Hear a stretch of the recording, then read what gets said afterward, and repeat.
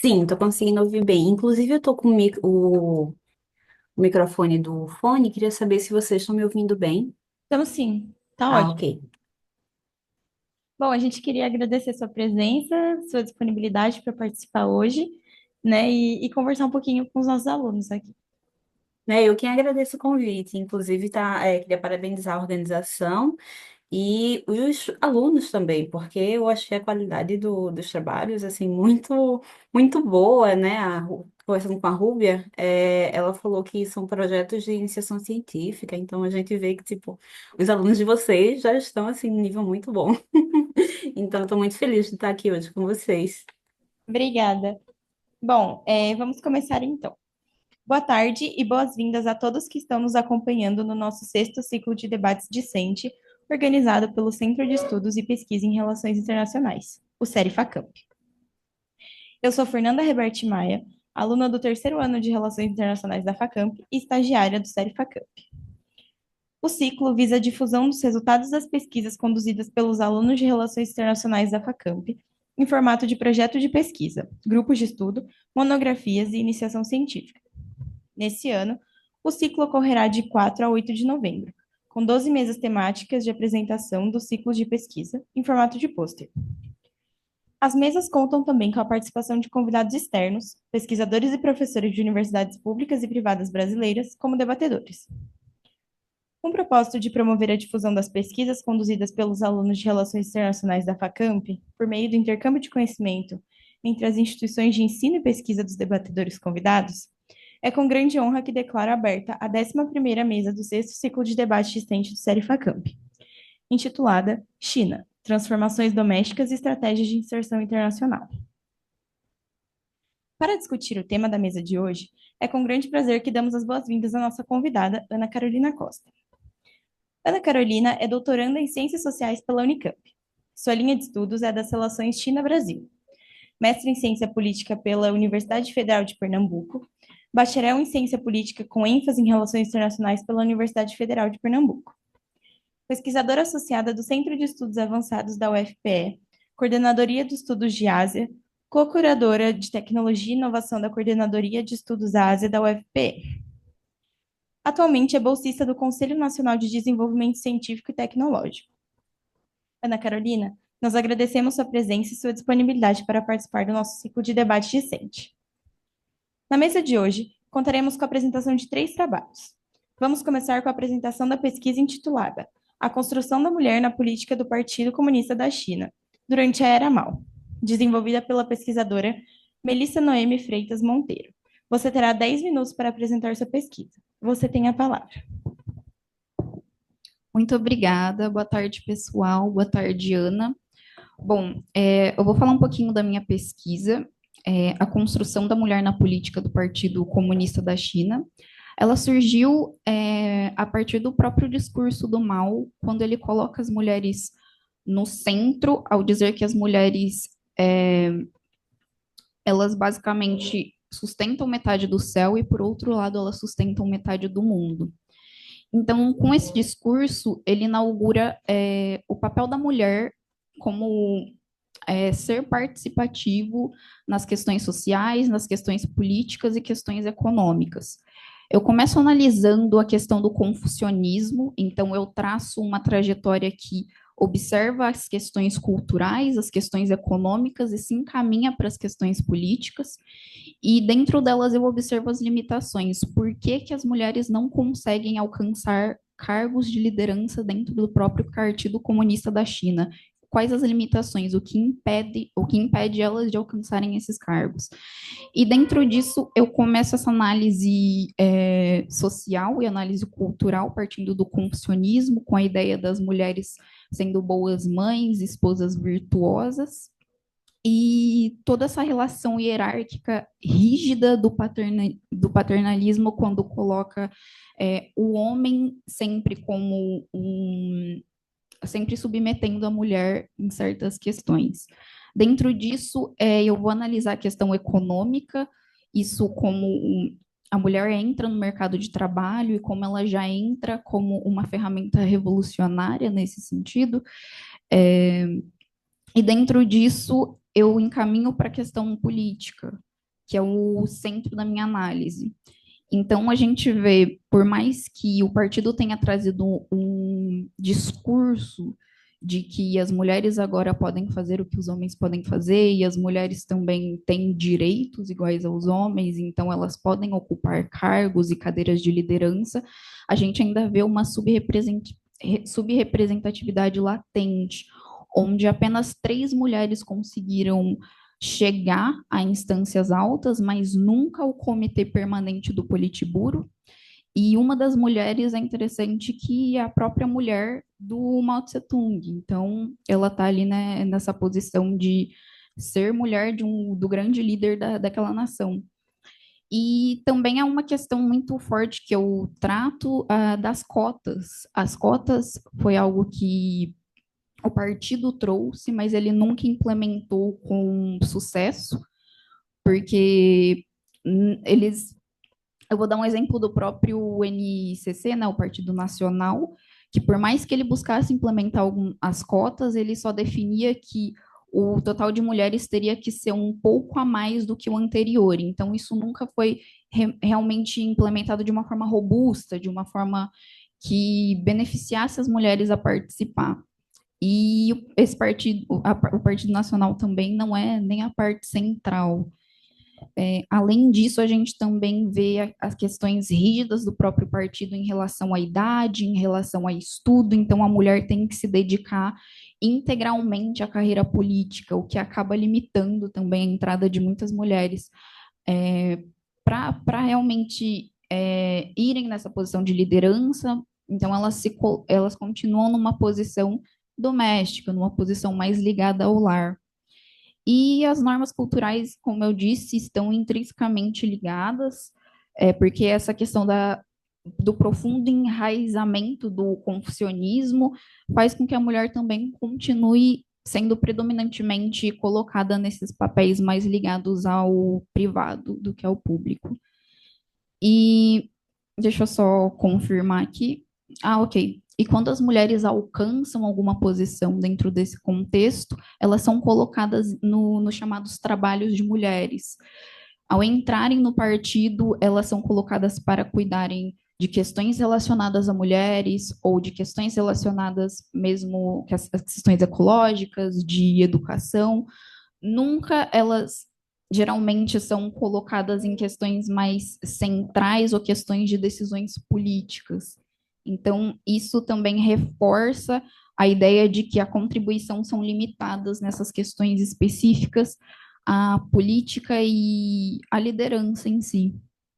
Então, eu venho trazer uma crítica e as contradições do próprio partido ao trazer determinados discursos, mas discursos que, quando a gente analisa dados, então eu trago dados das próprias instâncias do partido, a gente vê que, na realidade, na Era Mal, há essa dualidade entre houve um beneficiamento, sim, das mulheres, as mulheres realmente começaram a participar mais da economia, e em questões sociais elas também tiveram avanços no que tange a direitos, principalmente a lei do casamento, que eu também friso, mas nas questões políticas elas sempre são deixadas de lado, há uma certa contradição, e quando elas são colocadas, geralmente, ou elas têm que se dedicar integralmente a isso, ou elas estão muito próximas de líderes.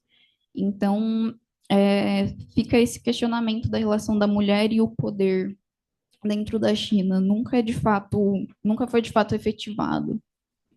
Eu acho que é isso.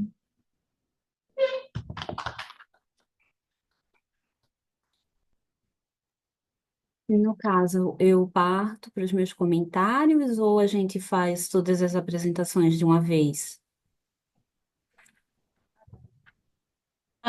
A gente vai fazer por bloquinhos assim. Então, cada um apresenta a sua Uhum. pesquisa e aí depois são os comentários para todos, certo? Ok. Bom, obrigada, Melissa, pela apresentação.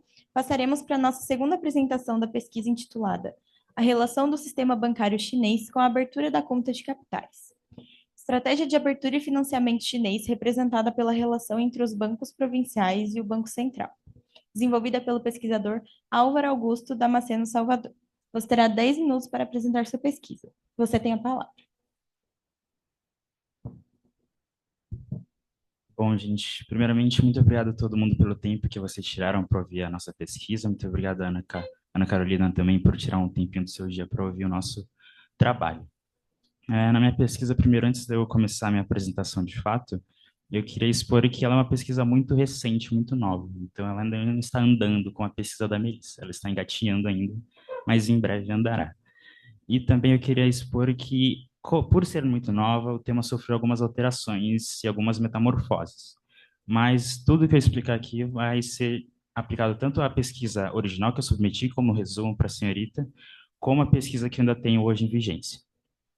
Então, eu queria começar primeiramente revelando, né, que a minha pesquisa ela parte de um caminho de explorar como o povo chinês ele lida com a moeda chinesa, o renminbi no caso, porque a gente percebe que esse meu tema ele envolve basicamente entre várias esferas da vida social chinesa, a relação do povo com a moeda em última instância.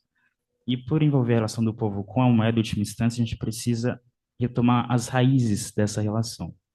E quando a gente retoma as raízes dessa relação, a gente acaba, enfim, sendo localizada como o renminbi conseguiu uma confiança do povo chinês.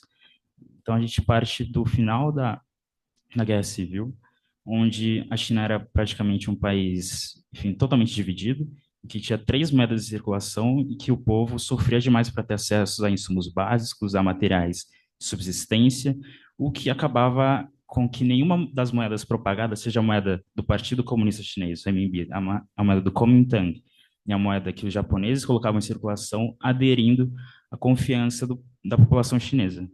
E como que a gente tem a resolução desse problema? Primeiro, a resolução ela começa com, claro, a vitória comunista na Guerra Civil. Então, no momento que o PC ele se instala e não tem mais as moedas japonesas, porque o Japão saiu em 45 por conta da guerra, e as moedas do Kuomintang, porque o Kuomintang também foi expulso da China continental, a gente tem que a relação do povo chinês com o renminbi ela consegue sendo construída através do vínculo dos laços ligados a bens necessários, a bens essenciais. Então a gente consegue ver isso no momento que o renminbi era totalmente, diretamente lastreado em recursos básicos, como a Isabella Weber ela coloca para a gente. Então, basicamente, quando a gente tem esse estabelecimento do renminbi e do seu lastro em materiais básicos como, enfim, grãos, soja e por aí vai, a gente tem que a metáfora, né? Todo o imaginário chinês de conseguir cumprir o mandato do céu em relação à moeda. Com esse mandato do céu, se referindo a justamente a quem controla a moeda, conseguir controlar e conseguir operar pelo bem, enfim, da sociedade em qual ela está instalada, é muito bom, porque a gente consegue construir que a China se reconectou com os seus ideais primários no momento que eles conseguiram reconectar e reassumir o mandato do céu referente à moeda. Para além disso, a minha pesquisa também caminha num tópico futuro a respeito da discussão de liberdade, aí já migrando do tópico da moeda para o tópico de quem administra a moeda, no caso, bancos centrais, bancos provinciais e bancos comerciais. Porque a gente tem uma discussão muito forte, claro, isso não está na minha pesquisa, mas é uma discussão que eu, enquanto, enfim, brasileiro, fico me questionando frequentemente ao longo do meu esforço de busca, enfim, meu esforço de garimpo de bibliografia. Que é porque se a gente se questionasse para algum bancário brasileiro, nos anos 70, 80 mais ou menos, qual banco você acha que tem mais liberdade de pegar, enfim, crédito nas mais diferentes praças ao redor do mundo? O banco brasileiro, qualquer banco brasileiro ou o banco chinês?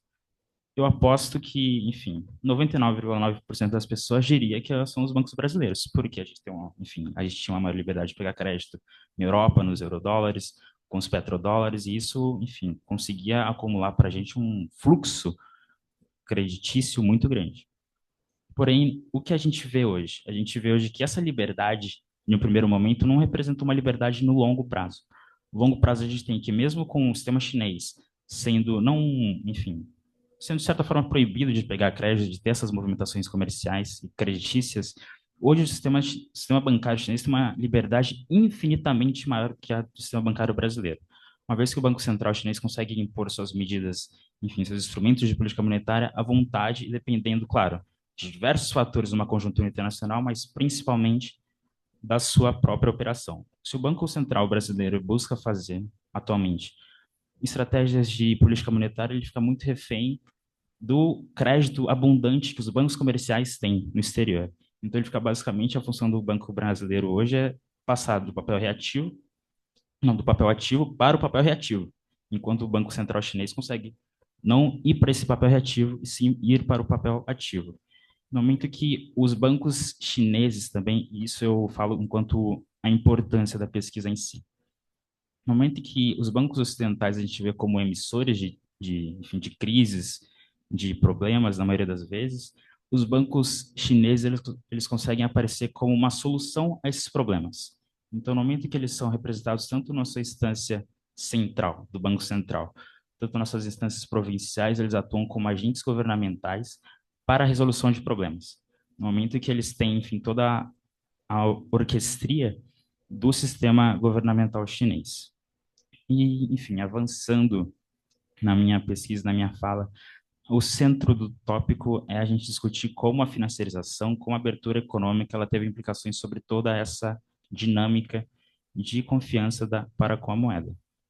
E o que representa a chegada enfim, dessa financiarização neoliberal no arranjo bancário chinês? A gente tem que, no momento que, enfim, todo o esquema internacional de regulação bancária, de como o banco deve agir, bate na porta, claro, vale o adendo que esse sistema foi criado e, enfim, desenhado por agentes ocidentais.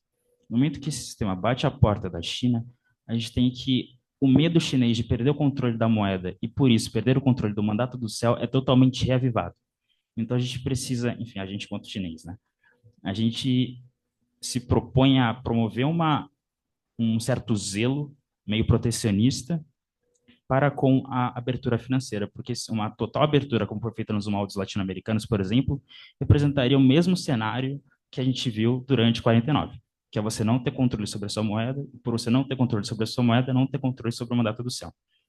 Então, basicamente, apesar de dar esse tamanho protecionismo na relação China e, enfim, acordos de Basileia, por exemplo, que diriam como o banco deve agir com outros sistemas bancários internacionais, a gente tem que a discussão passou de se abrir ou não para como se abrir, como se inserir nessa nova conjuntura bancária contemporânea.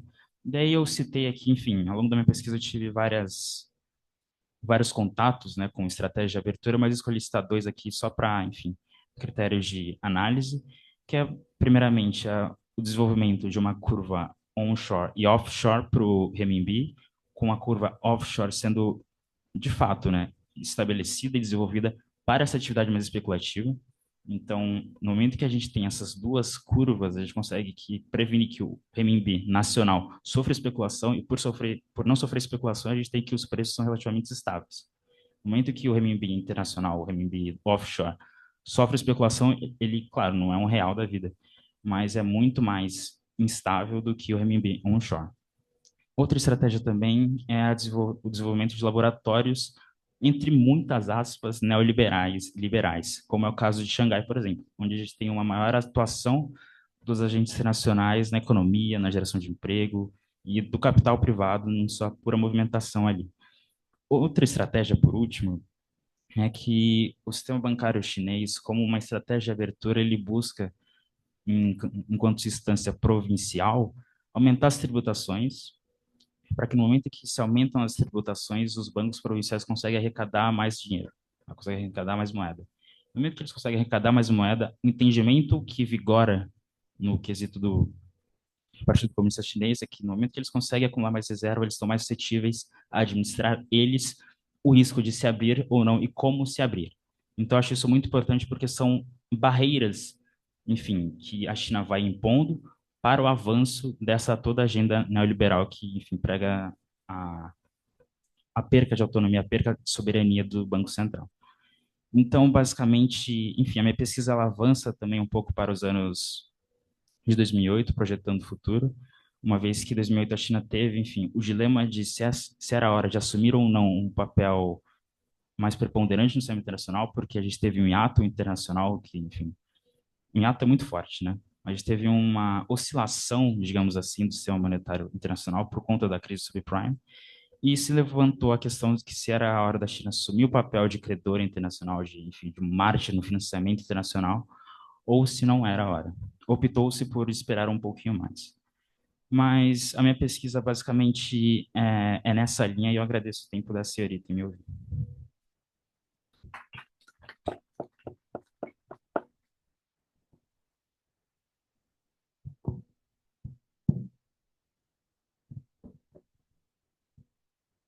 Obrigada, Álvaro, pela apresentação. Passaremos para a nossa última apresentação de pesquisa intitulada Estratégia Chinesa de Expansão, a nova Rota da Seda e suas consequências econômicas e políticas no Sudeste Asiático, desenvolvida pela pesquisadora Yasmin Cristine dos Santos Castro. Você terá 10 minutos para apresentar sua pesquisa. Você tem a palavra. Bom, primeiramente eu gostaria de começar agradecendo o tempo, Ana Carolina, por vir aqui escutar a gente, apresentar os nossos projetos. O meu projeto também é um projeto de iniciação científica e assim como o do Álvaro, ele está bem no comecinho, então ainda tem muita coisa para desenvolver. Inclusive, tem algumas coisas estão diferentes entre o resumo expandido e o banner. E algumas coisas do banner também já mudaram, porque como é uma pesquisa que está bem recente, algumas coisas ainda estão sendo adaptadas. Então, alguns conceitos eu tive que mudar para encaixar melhor na pesquisa, mas eu vou falar isso ao longo da apresentação. Bom, a minha pesquisa é sobre a nova Rota da Seda, né, com um foco no Sudeste Asiático. A nova Rota da Seda ela foi um projeto lançado, ela é um projeto, né, que foi lançado em 2013 já pelo governo Xi Jinping e é um projeto ali que visa conectar Ásia, Europa, África. Só que por ser um projeto de iniciação científica, que precisa de um recorte um pouco mais específico, eu estou olhando só para a questão do Sudeste Asiático e como a nova Rota da Seda muda as dinâmicas políticas e as dinâmicas econômicas da região, né? E esse projeto, né, esse projeto de expansão chinês, ele faz parte de um contexto de ascensão da China muito maior, né? A China, ali, a partir dos anos 2000, ela começa a mostrar aí a sua ascensão política e econômica mais forte. E depois da crise, desculpa, e depois da crise de 2008, a China se coloca ali, ela percebe a necessidade de mudar as suas estratégias de expansão, né? Então, a partir da crise financeira no coração do sistema, a China percebe o quanto é importante lançar projetos chineses que mudam essa visão de expansão do poder político e econômico. Tanto que em 2013 ela vai lançar o projeto da nova Rota da Seda. E aí, como né, os objetivos principais dessa pesquisa é olhar para esse aumento da influência política e econômica da China na região através dos investimentos diretos pesados que a China faz, né? Então, a iniciativa do Cinturão e Rota foca principalmente em investimentos de construção de ferrovias, de portos, de rodovias, e a rota ela se divide em duas partes, né? Ela tem a rota terrestre e tem a rota marítima. E o objetivo dessa pesquisa é olhar como esses investimentos eles mudam a dinâmica de poder na região, porque colocam de fato ali a China retomando o poder central que ela tinha historicamente já no Sudeste Asiático. E a pesquisa ela vai olhar para essa questão de a nova Rota da Seda, ela recebe, por um lado ela recebe elogios e por outro ela recebe muitas críticas, né, principalmente de países ocidentais em relação a impactos negativos que ela possa causar, certo? Uma dessas discussões que a literatura traz é a questão da armadilha da dívida e dos impactos na autonomia dos países que fazem parte da iniciativa, certo? E aí a pesquisa olha para até onde se sustenta essas críticas, por exemplo, a questão da armadilha da dívida, de a China emprestar dinheiro para esses países, ela faz esses investimentos e alguns desses países não teriam como pagar de volta. Então, o porquê que a China continua fazendo esses investimentos se talvez ela não tenha como receber um pagamento de volta, né? A pesquisa olha para essa questão por um lado por exemplo, em investimentos na construção de portos. Muitas vezes o que acaba acontecendo é que a China fica com o controle desses portos se o país não tem condição de pagar. Então, não é um investimento perdido. Ela faz o investimento, o país não tem como pagar, ela perdeu aqui o investimento. Não é desse jeito que funciona. Por isso que é cabível fazer críticas a essa questão da armadilha da dívida nesse sentido. E também a questão dos impactos políticos, né? Os impactos na autonomia dos países que fazem parte dessa iniciativa. Porque quanto mais a China faz esses investimentos, mais influência política ela tem sobre esses países. Esses países começam a se tornar muito mais dependentes da China. Só que, por outro lado, esses investimentos, eles promovem muito o desenvolvimento regional, certo? Inclusive, na pesquisa eu falo sobre a questão do soft power e hard power, e essa é uma das mudanças que ocorreram ao longo da pesquisa, sobre mudar esses conceitos de soft hard power para o conceito de balance power, que é mais no sentido de como a China consegue equilibrar essas questões de ela fazer esses investimentos e ter esses impactos políticos e econômicos que podem ser vistos negativamente para alguns países da região, mas ao mesmo tempo esses investimentos eles proporcionam um grande desenvolvimento econômico, um desenvolvimento tecnológico, por serem investimentos pesados. E aí a pesquisa traz, para a questão de trazer concretude para essa análise, traz duas análises de caso, que é do canal de Mianmar e o canal da Indonésia. Inclusive, isso é algo que está diferente no resumo e no banner, porque inicialmente a ideia era falar sobre o canal de Mianmar e falar sobre o Paquistão. Só que como o foco é no Sudeste Asiático e houveram conversas ao longo dessa pesquisa que seria melhor mudar a análise do Paquistão para analisar os projetos feitos na Indonésia. Então, inclusive, isso está já consertado no banner, que são os dois projetos que vão ser analisados. O do canal de Mianmar, eu escolhi esse projeto para analisar porque os investimentos que a China faz em relação ao canal de Mianmar é sobre a construção de oleodutos e gasodutos para transportar óleo e petróleo, principalmente. E o canal de Mianmar, ele liga o porto de Kiangkiu, perdão pela pronúncia, em Mianmar, à província chinesa de Yunnan. E esse projeto é muito importante porque ele visa diminuir a dependência da China do Estreito de Malaca, que, como a gente sabe, o Estreito de Malaca ele tem uma posição muito vulnerável, tanto geograficamente quanto geopoliticamente. Então, ter rotas alternativas para a China fazer esse transporte de óleo e petróleo seria muito importante. Então, esse é um dos projetos que vale muito a pena analisar nessa questão de como a Rota da Seda, de novo, ela muda a relação de poder, mas ela também cria rotas alternativas para passagem de pessoas, mercadorias, aumentando ali a integração regional. E os projetos na Indonésia, eles são focados principalmente em projetos ferroviários de alta velocidade, que ligam principalmente, né, entre Jakarta e Bandung. E ele visa a redução das distâncias entre as regiões, que aumentaria ali o fluxo de comércio. A questão da Indonésia é que muitas províncias elas carecem de investimentos em infraestrutura, elas carecem de infraestrutura e investimento, então elas precisariam desses investimentos centrais, mas que muitas províncias não conseguem fazer. Então a China entra como uma financiadora ali desses projetos, para além de diminuir as distâncias, ela conseguir fomentar o comércio regional. Além disso, a China também foca na questão de criação de zonas econômicas especiais em várias províncias da Indonésia, que são muito importantes para o desenvolvimento, tanto o projeto de expansão do poder econômico chinês, quanto de desenvolvimento regional dos países que fazem parte. E, por fim, a pesquisa vai finalmente olhar para a questão dos investimentos, de onde vem o dinheiro, para onde vai esse dinheiro, certo? Olhando principalmente para os bancos estatais chineses, para o Fundo da Rota da Seda, o Banco Asiático de Infraestrutura e Investimentos, para entender como funciona o fluxo desses investimentos.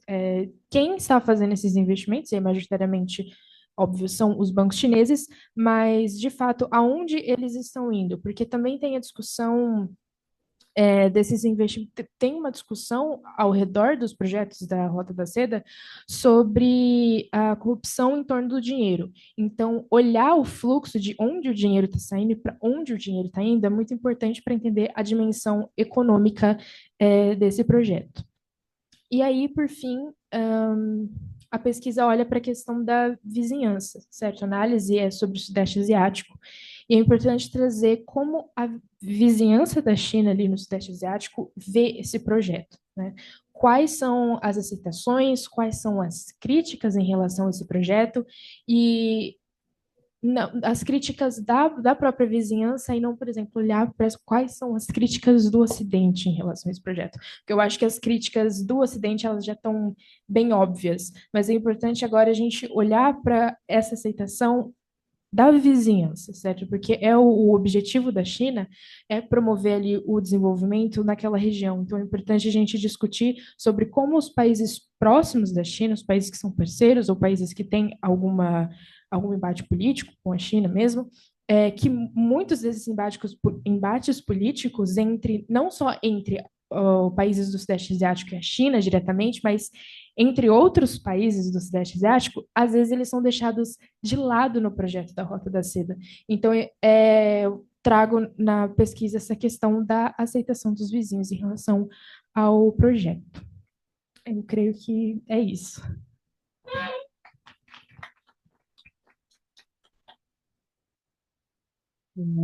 Posso? Então, agora passaremos para os comentários da Ana Carolina. Fique à vontade para fazer seus comentários e sugestões a respeito das apresentações. Beleza.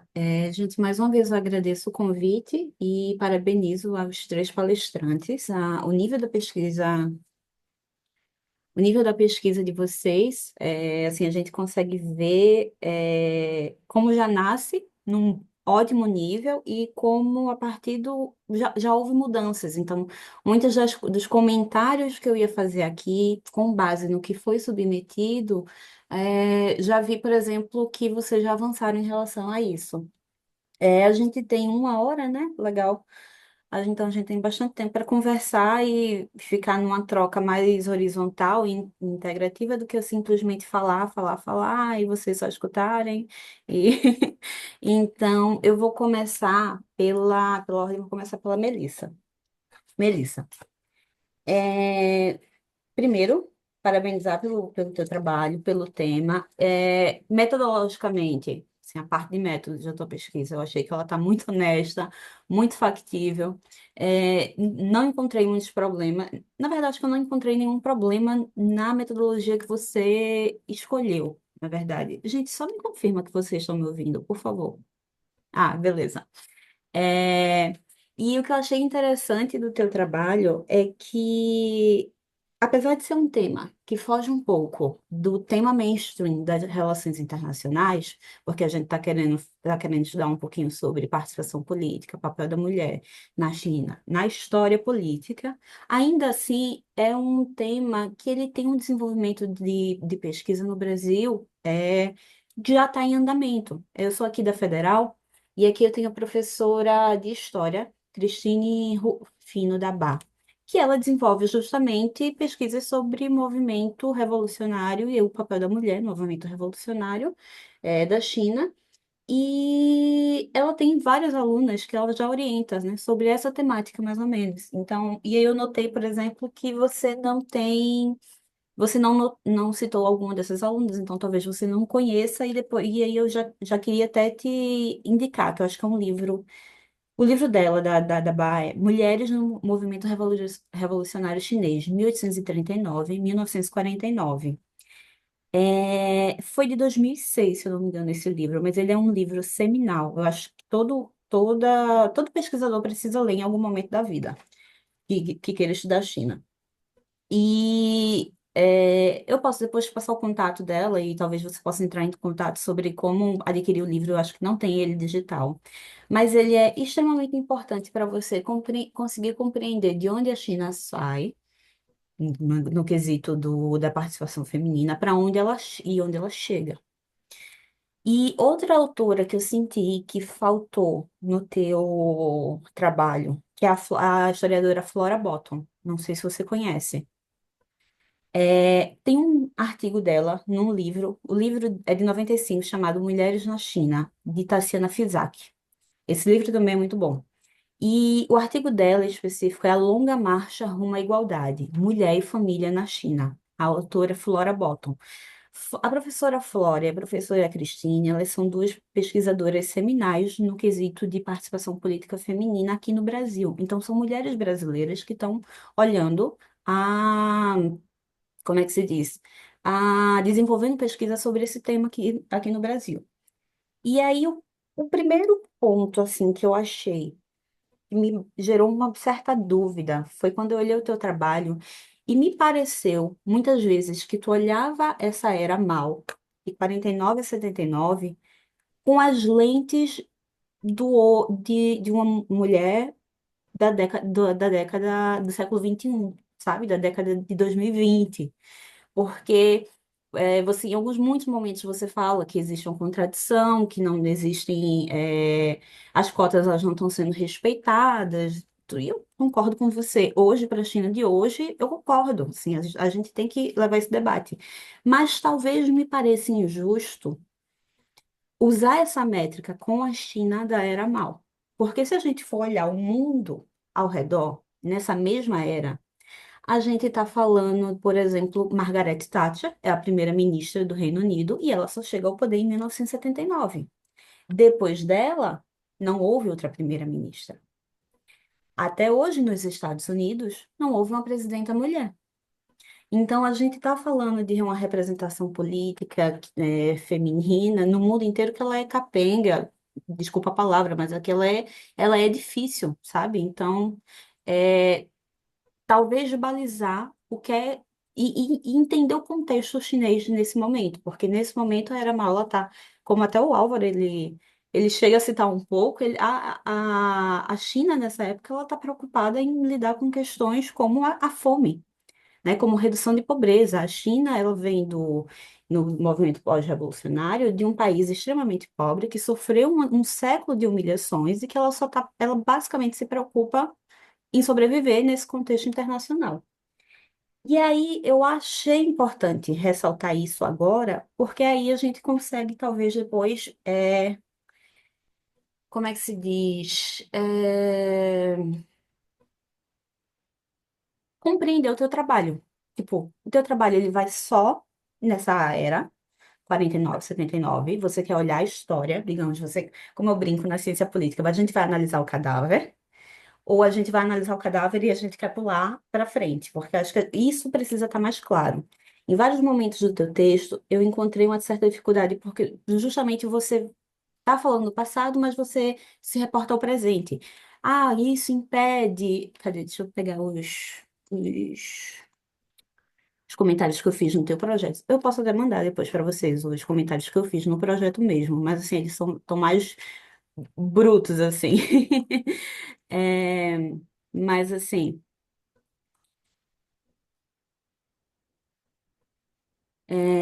Tem uma parte que você fala assim, ai, impede.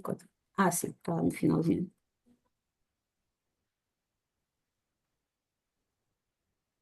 Aqui. Que é justamente quando a gente vai para os objetivos gerais e específicos. Que se diz assim, a pesquisa pretende identificar as limitações e postular causas responsáveis pela desproporcionalidade entre homens e mulheres na cúpula do Partido Comunista da China entre os períodos 49 a 76. No texto que eu recebi, essa é a primeira menção clara ao teu recorte temporal. Durante a introdução, muitas vezes no texto, o remonto parece que você está falando do presente. E aí, só quando a gente chegou no objetivo geral, foi que eu entendi, não, então a gente vai ficar até 76. E aí, nos seus objetivos específicos, você fala que você quer identificar as tendências e padrões na representação das mulheres na liderança, identificar e analisar as barreiras político-institucionais que impedem as mulheres de alcançarem esses cargos. E é por isso, talvez, que eu te sugeri. Minha cachorrinha, desculpa, gente. É, que troca esse verbo para o passado. Impediram, aconteceu, sabe? Porque aí a gente delimita isso bem direitinho, do que a gente está olhando só para o que aconteceu no passado. É, e então, assim, essa talvez seria a minha crítica fundamental para a gente. E aí, o que a gente, o que eu queria depois te chamar para a gente debater, assim, o que é que você teria como réplica em relação a essa minha puxadinha de orelha. Mas não é uma puxadinha de orelha, é realmente, assim, uma preocupação verídica. E aí, eu tenho outros comentários em relação, por exemplo, ao texto da tua introdução que eu não sei se você já alterou. Ah, se ele sofreu alteração, se vocês mudaram, como é que tá? Pode.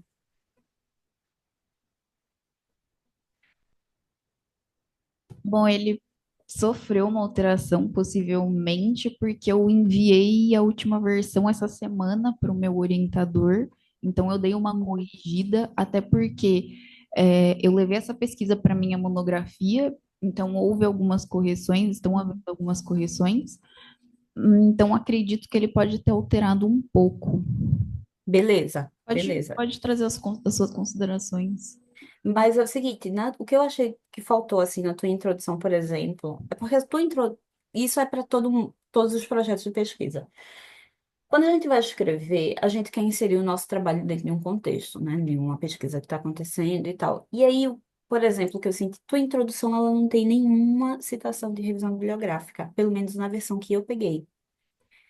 E aí, todos os seus parágrafos terminam sem a citação. Só que aí são coisas que a gente lê e a gente sabe, ela, para chegar nessa conclusão, ela precisou ler uma galera. Então, se ela precisou ler uma galera, ela precisa citar essa galera, porque isso é direto da contribuição e contextualização desse pessoal, sabe? Então, por exemplo, acho que no início fala a participação política é um dos mais importantes indicadores capazes de analisar a proporção da inclusão de gênero e atuar como um canal para evidenciar outros aspectos relativos à vida. Isso aí é o cerne da tua pesquisa, massa. Só que isso já é uma agenda de pesquisa que vem de um tempo. São muitos autores que falam isso. Inclusive, acho que tem até um escrito de Lenin que fala sobre isso. Só um instantinho, gente, desculpa aqui o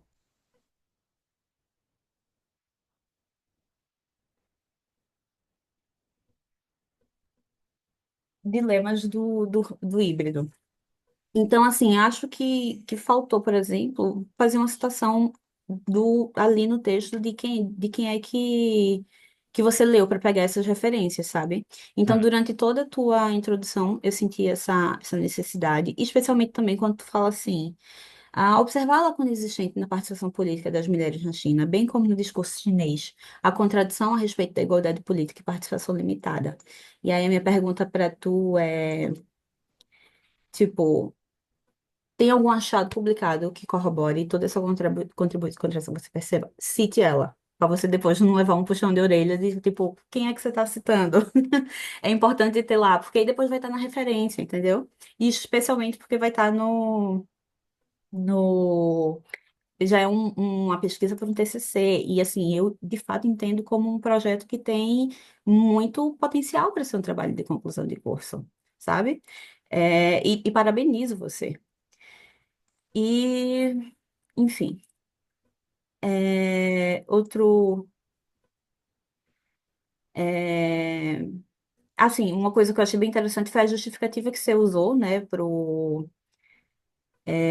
para inserir esse trabalho, que essa pesquisa se justifica pelo direcionamento à lacuna entre os estudos existentes na atualidade. Agora, o que eu achei que talvez falte, que você precisa dar uma olhada de novo, é o seguinte: o objetivo geral, pelo menos da versão que eu encontrei, que está aqui comigo, eu achei ele bem ok. Identificar limitações e postular causas responsáveis pela desproporcionalidade entre homens e mulheres. Ok. O objetivo específico, B e C, pelo que eu já fiz de leituras mais de hobby, porque essa não é a minha linha de pesquisa exatamente, eu ia te sugerir trocar a ordem desses objetivos específicos. Por exemplo, identificar e analisar primeiro as barreiras culturais e socioeconômicas. Porque eu acho que talvez esse objetivo e essa parte, ela vai te dar muito mais, até como eu estava falando no início, vai te dar muito mais. robustez de você conseguir explicar por que é que tem essa contradição existente no discurso maoísta e a implementação. E é, então é isso, basicamente. E essa minha sugestão, ela está muito mais voltada, porque aí eu vou voltar a bater o ponto de que o governo Mao, apesar de todas as contradições existentes, ele é, por exemplo, durante a era Mao e aquela política dos pés, dos pés das chinesas. É naquele momento que a política é abolida. Então, existe todo um trabalho de propaganda, de, como é que se diz? Do mal, ele tentar quebrar um pouco a visão tradicional da mulher e fazer essa propaganda da mulher revolucionária. Inclusive, eu tenho alguns livros com umas sugestões que eu tenho para te fazer de leitura, que eu acho que vão te ajudar, porque um desses trabalhos, ele fala assim, inclusive esse debate, essa propaganda construída na era Mao, de que ele entende a mulher como que segura metade do céu, mas que para ele, o entendimento dele é que ele dá importância à mulher, mas ao mesmo tempo que ele anula uma certa feminilidade da mulher. Isso é extremamente, como é que se diz? Doloso ou questionável em relação à própria construção de um feminismo e de uma feminilidade, porque, assim, para os direitos serem alcançáveis, a gente meio que está fazendo a anulação do feminino. Então, é isso, basicamente, de sugestão, de comentários que eu tenho para tu. Queria te ouvir um pouquinho, mas, além desses dois textos que eu te falei, tenho dois TCCs de colegas minhas aqui da Federal. O primeiro é a representação das mulheres chinesas nos cartazes de propaganda da República Popular da China, um estudo comparativo das décadas de 50 a 80. É um TCC. É de uma amiga minha chamada Sucena. Você consegue encontrar ele no repositório de TCCs daqui da UFPE. E tem um outro TCC que é Representações Artísticas das Mulheres no Movimento Comunista Chinês. Dois exemplos notáveis, que é da Elizabeth Batista.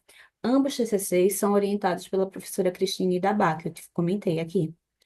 E, além disso, tem um outro TCC que eu achei bem interessante, que eu acho que você pode pegar uma inspiração, que é o autor ele faz um comparativo dos métodos de propaganda entre os vários países naquela mesma época. Então, assim, as propagandas que eram usadas e o papel da mulher nessas propagandas no governo soviético, como é que ele faz uma análise sobre isso, ou como é o próprio papel que os Estados Unidos colocam na mulher durante os cartazes de propaganda, durante a Segunda Guerra Mundial. E aí eu acho que talvez tu usar desse estudo comparativo para enriquecer teu trabalho, acho que pode ganhar braço, bastante braço. Então, no mais é isso. E eu me comprometo a mandar no teu e-mail, que está no banner, a listinha de textos que eu dei uma catada para ti. E aí eu queria ouvir de você um pouquinho também.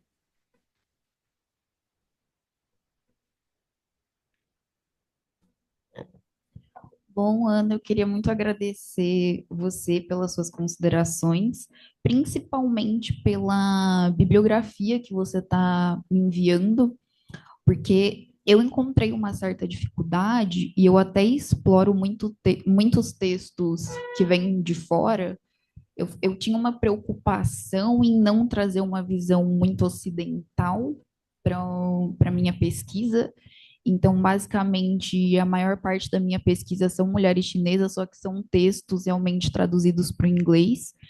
E eu encontrei uma certa dificuldade realmente em explorar um pouco esses textos, e eu queria muito observar autoras brasileiras que já estão pensando e que já fizeram algum trabalho em relação a isso. Então, eu agradeço muito, inclusive quero conversar um pouquinho mais com você sobre, porque eu acho que eu vou ter ganhos, ainda mais agora eu estou na minha reta final do TCC, mas mesmo assim eu agradeço bastante. Sobre os questionamentos em relação ao tempo, eu acho que o que eu quis trazer para a minha pesquisa é realmente um questionamento de discurso entre a premissa que o partido trouxe para as mulheres e o que de fato foi implementado por meio das análises, tanto que eu trago gráficos e tento examinar o que ele fez em relação às mulheres, porque a gente entende que a revolução ela traz essa força de mudanças e essa força de questionamento do que estava sendo feito anteriormente, né? Principalmente com o governo Comitã, Sim. que que tentam não, né? Que de certa forma excluiu muito as mulheres desse processo e do processo político. E com a revolução a gente traz essa força de, ok, vamos trazer mudanças econômicas para o país, vamos tentar levantar o país, vamos tentar tirar o país da fome, mas vamos olhar para as minorias. A questão é que o Mao olhou bastante para o campo também, tanto que foi uma prioridade dele, e eu quis trazer a mulher justamente por ele ter, desde muito antes de ter fundado o partido, ele já escrevia textos, ele já estudava a questão das mulheres, ele já trazia uma certa premissa de quebrar com o confucionismo, de negar o confucionismo, mas que ao longo da carreira dele ainda a gente vê muitos resquícios, muitas premissas em relação ao confucionismo.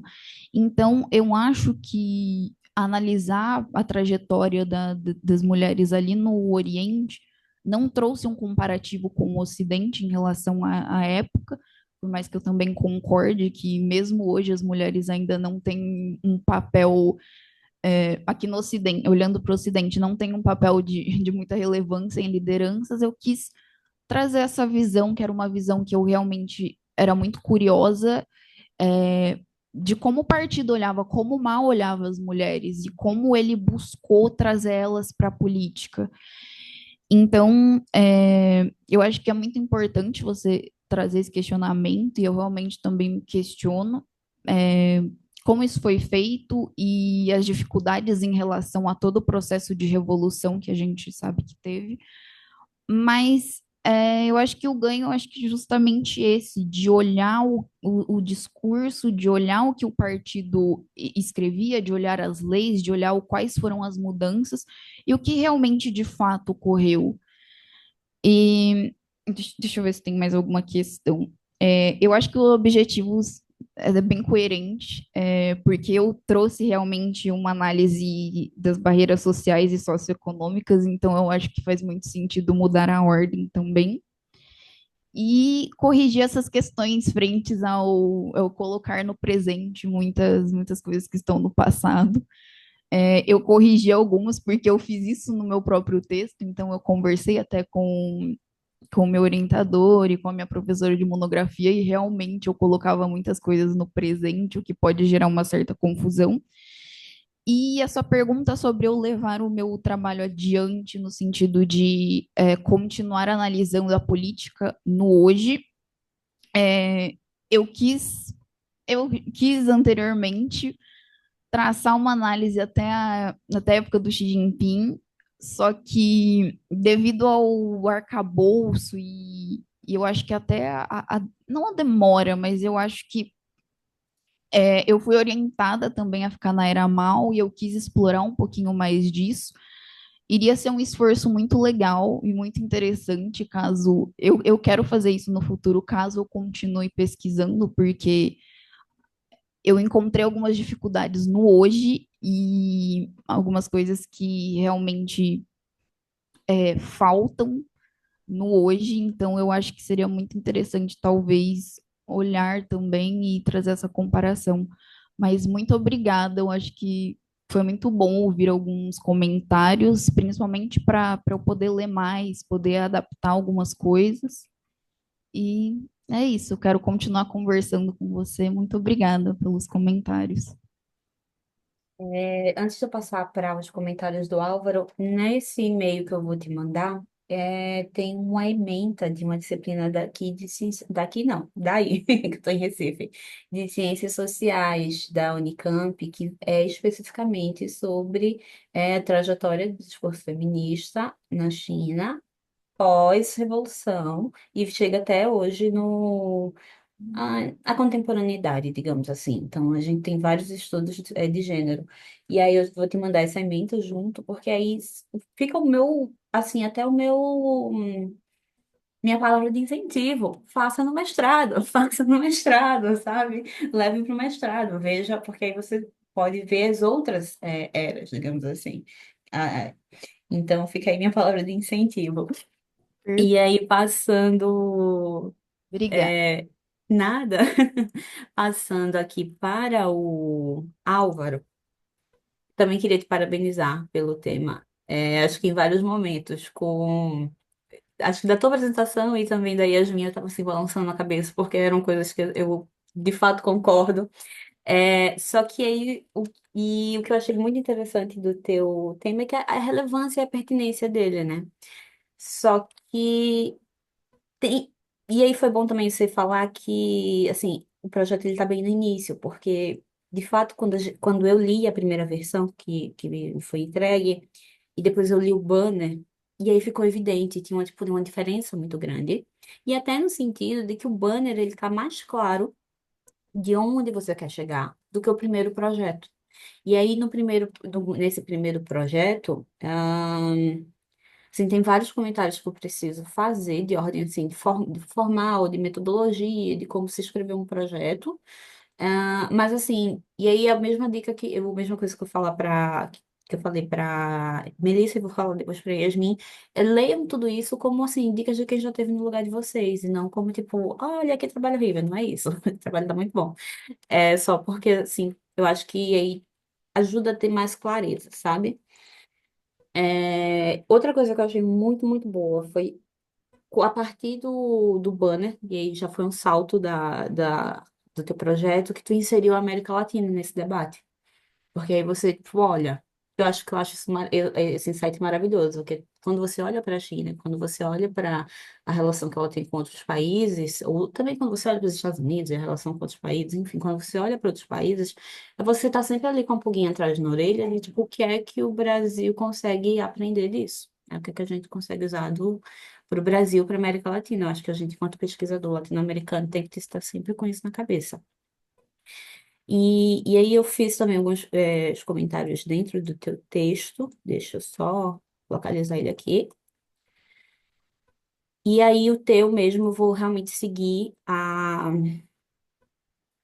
ordem dos comentários que eu fiz aqui. Eu vou começar pela introdução. Eu sei que tudo isso pode ter mudado, mas aí talvez tenha alguma coisa que eu falei aqui que você ainda não mudou e que você acha que é interessante ver. A primeira coisa no teste da tua introdução, que eu acho que tu precisa rever, é que tu tem um hábito que eu também tinha. Então, realmente é só uma dica, de escrever parágrafos muito longos. E aí, a primeira dica é encurta isso, menino. Tipo, porque toda vez que eu deixo os parágrafos muito longos e os períodos muito longos, a tendência é você se confundir. Ou você ter que puxar o leitor para ele voltar lá no início do período, para lembrar o argumento que você está fazendo é maior. E aí a tendência para a gente ficar mais confuso no que a gente está escrevendo é maior também. Então, de verdade, assim, acho que tem o segundo parágrafo da tua introdução dessa versão, ela tá gigantesca. E aí ela cabe dois ou três, assim. Mas tem outra coisa que eu acho bem importante de delimitar aqui, é, por exemplo, onde é a localização da tua pergunta de pesquisa no trabalho. Eu achei ela muito distante até porque você tem você, assim como eu escrevi, eu também escrevi em períodos muito longos, ela está muito distanciada logo do início. E aí, para a gente que está lendo pela primeira vez, e só tem um banner de referência, fica a questão, ok, ele está trazendo várias questões aqui que são importantes. Qual é a pergunta de pesquisa? E ela tá lá no finalzinho. E eu sugiro a ti que dê uma reformulada nessa introdução. Ou você coloca ela no início, ou você tenta deixar essa introdução ela mais clara. Outra coisa que eu também percebi, junto com o trabalho da Melissa, foi que também não tinha referências na tua introdução. Porque aí o problema que eu acho é o seguinte, não é um problema exatamente, mas é uma coisa que a gente precisa ter atenção. a introdução ela está contextualizando e tal, mas a nossa contextualização, para a gente chegar numa pergunta de pesquisa que a gente quer levar para a iniciação científica, a gente já precisou ler um monte de coisa. Não sai tudo da cabeça da gente, por mais brilhante, né, por mais aplicado que a gente possa ser. E eu acho que é importante ter como é que se diz, essa referenciação para não incumbir em plágio, em autoplágio. Então, esse cuidado tem que ser, assim, com todo mundo, sabe? Enfim, não é só para uma pessoa específica. Ah, mas aí, enfim, a gente chega na parte, por exemplo, ah, e o que me deu mais preocupação quando eu li o trabalho, porque eu senti ele um projeto muito, muito ambicioso. E aí eu não sabia se ele era o teu projeto de iniciação científica, se ele era o projeto de TCC, tipo, se ele era só um artigo de disciplina, e eu fiquei, massa, o debate é super interessante, mas talvez ele esteja muito ambicioso. E aí eu parti da ideia aqui, de que a tua pergunta de pesquisa é essa aqui, a resistência chinesa, cadê a resistência chinesa em se adaptar aos padrões bancários internacionais representará ascensão ou decadência dos bancos chineses no médio ou longo prazo? Eu estou levando que essa é a tua pergunta. Cadê? Deixa eu olhar aqui. E aí, um, é a pergunta de US$ 1 milhão, assim, da economia. Eu acho que todo mundo está querendo saber isso. Só que o problema que eu senti dessa tua pergunta, do jeito que ela está aí, que ela está muito prospectiva, baseada no futuro. E aí, enquanto cientista político, internacionalista, economista, a gente não tem bola de cristal. E a gente não consegue fazer pesquisa desse jeito. Então, eu acho que talvez a primeira coisa que a gente precise ajustar seria ajustar essa pesquisa, delimitar ela e colocar ela, por exemplo, na atualidade. Eu até fiz uma sugestão aqui que seria: o protecionismo bancário foi capaz de contornar crises financeiras globais, porque aí, em vez de você projetar para o futuro, porque a gente não tem bola de cristal, a gente não consegue saber se vai ou não, a gente consegue olhar o que já aconteceu. E a partir do que a gente já aconteceu, a gente já tem três cases que tu consegue entender se isso funcionou de uma forma ou não. Seria 97, seria 2007 a 2009 e seria 2020 a 2022. 97, o que é que aconteceu?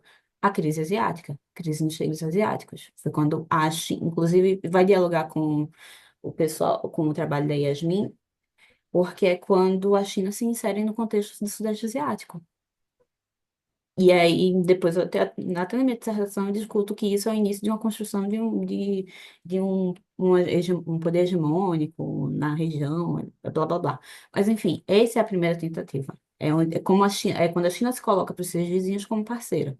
O segundo caso é 2007, 2009, e aí a gente tem o crash da Bolsa dos Estados Unidos, que é uma bolsa que ela é totalmente nos preceitos neoliberais, e aí a gente viu a China se afetou, foi muito pouco afetada, né?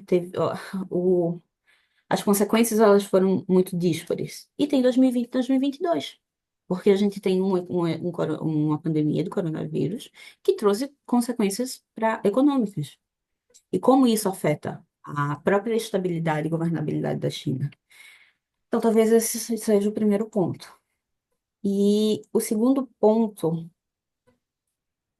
seria a tua hipótese, pelo menos no projeto que eu recebi do texto aqui. Porque aí deixa eu localizar. A hipótese busca se justificar através do esforço de pesquisa e é coerente com o pensamento de que o protecionismo bancário chinês terá sua recompensa simbolizada na capacidade de contornar crises financeiras globais de maneira mais rápida e eficiente do que exemplares bancários ocidentais. Eu fiquei, essa hipótese? No caso a capacidade de contornar, você quer dizer que a China tem a capacidade de contornar. E que tal capacidade de recuperação concede à China sucessivas oportunidades de assumir um posto de protagonista cada vez menos contestável no âmbito do financiamento global. Entretanto, destaca-se ainda a cautela necessária para que tais oportunidades de assumir tal posto. E aí, de novo, talvez, se essa é a tua hipótese, eu acho que ela está um pouquinho longa. Tem uma professora daqui da Federal, e eu aprendi muito com essa minha professora durante o mestrado. Justamente a parte de ah, ajustar projeto. Porque ela tem umas dicas muito legais. Porque ela fala, por exemplo, pense na hipótese como uma resposta clara à sua pergunta de pesquisa. Tente formular uma hipótese de até 3 linhas. Uma hipótese clara que responde a tua pergunta, porque é ela que tu vai testar no projeto. Então, essa seria talvez a minha dica para você, de você pensar numa hipótese mais que consiga responder, ou que seja pelo menos uma ideia do que você quer ver no teu projeto. Hum, e aí, de novo, acho que eu percebi isso também. Não percebi da mesma forma, mas os seus objetivos gerais e específicos, pelo menos no trabalho que eu recebi, eles parecem estar um pouco invertidos. No sentido de que é o seguinte, o objetivo geral, ele basicamente é a forma, o plano master de como a gente quer testar se a hipótese responde à pergunta. É ele o direcionamento. E os objetivos específicos são as subetapas desse processo. E aí, quando tu coloca aqui e o projeto busca, por objetivo específico, dialogar a respeito de como o financiamento bancário do governo central se relaciona com as unidades bancárias regionais a fim de assegurar elementos intrinsecamente importantes ao longo de toda a trajetória da sociedade chinesa, como segurança alimentar e questão imobiliária. Isso me parece mais, talvez, o que seria o objetivo geral, e daí você traçar os objetivos específicos. E eu ainda te sugeriria, talvez, diminuir um pouco esse escopo, dependendo do que você quer, se é TCC, se é iniciação científica. Hum. Só que aí, por exemplo, outra coisa que eu achei bem interessante é que aquele comentário que eu fiz sobre o recorte temporal, logo em seguida tu foi e já estava dizendo que era basicamente essa tua ideia mesmo, de fazer 2000, né? Enfim, 97, 2000, 2007, 2009 e talvez início de 2020. É, e aí a gente parte para um outro apontamento que eu trouxe que me surgiu da tua metodologia. E eu quero saber, antes de falar, se ela mudou alguma coisa da, do que tá aí para não, porque só a cena para eu saber se você mudou um pouco essa beleza. Ótimo. Porque é o seguinte, me preocupei um pouco quando tu baseou toda a tua metodologia numa revisão de literatura de um livro, ou dois, na verdade, porque tem o da Isabella Weber. E aí, na verdade, isso não seria uma metodologia, isso é só a parte da revisão bibliográfica. Não ficou claro quais seriam exatamente os métodos que você utilizaria para chegar na resposta da tua pesquisa, entende? E aí, outra coisa que me preocupou, mas que aí, como você já disse, que tá ajeitando, a gente pode conversar sobre é o seguinte: o livro que você sugeriu aqui como sua revisão de bibliografia base, ele é muito interessante. De fato, a França, ela desenvolve sinologia há muito tempo. Mas me preocupou só ser porque me preocupa a questão da endogeneidade, que é o seguinte: o que é endogeneidade? Quando a gente fica só nas mesmas explicações causais para explicar o mesmo problema. E por que usar só um ou dois livros é ruim? Porque um livro, ele vai ter afinidade entre os autores. Os autores que estão ali em cada capítulo, eles vão convergir. E isso pode gerar endogeneidade por si só, porque isso é da vida, é da ciência. Então, o que eu te sugiro muito é que tenham mais heterodoxia no teu marco teórico e e que você olhe para o que outras pessoas estão produzindo. Eu não, assim, eu vou chegar aqui e falar um pouco, só tem um livro, mas no livro que você está citando, por exemplo, tem autores chineses, isso é maravilhoso. Eu acho que a gente tem que sim, que sempre ter o cuidado de entender o que é a China e o que, por exemplo, no caso da ASEAN, o que é que os autores do Sudeste Asiático estão pensando sobre eles mesmos. Mas eu acho, outra coisa que eu acho que, apesar disso, e apesar né, dessa crítica ao livro, eu acho que, e de que você precisa, assim, pesquisar mais professores chineses para dar corpo ao teu marco teórico. Tem alguns professores brasileiros também que eu acho que já abordaram a fundo esse tema, que é a professora Isabela Nogueira, lá da UFRJ, e aqui na Unicamp tem a professora Simone de Deus. Simone de Deus. Eu sempre troco o nome dela com Simone por Deus. A Simone de Deus, eu acho que ela tem um trabalho que é sobre teoria justamente dos bancos desenvolvimentistas barra protecionistas. Então, ela desmente muito das falácias da teoria neoliberal de que o banco precisa operar livremente no mercado. Na pastinha que eu criei para tu como referência, eu coloquei 2 ou 3 textos dela. Um livro do IPEA, que fala justamente sobre essa parte de teoria de bancos desenvolvimentistas, entre aspas, e mais algumas sugestões. Além disso, como você está em Campinas, né? Me corrija se eu estiver errada, tem uma disciplina no Instituto de Economia, que é dada aos alunos da pós-graduação, que se chama China, uma abordagem multidisciplinar, que ela é entre professores do Instituto de Economia e do Instituto de Ciências Humanas. E eu acho que vai se beneficiar muito, porque a gente tem vários professores de economia de várias vertentes, com várias pesquisas falando sobre os temas. E aí tem a Simone de Deus, ela dá aula justamente sobre a parte da financiarização. Então, seria basicamente isso. Deixa eu ver se eu tenho algum tipo de comentário pro teu, no teu banner. Mas eu percebi, por exemplo, que ele já tem umas mudanças que já casam um pouco com o que eu falei. Mas aí, de novo, fica assim, o lembrete de reforçar e explicitar bastante essa pergunta, a conexão.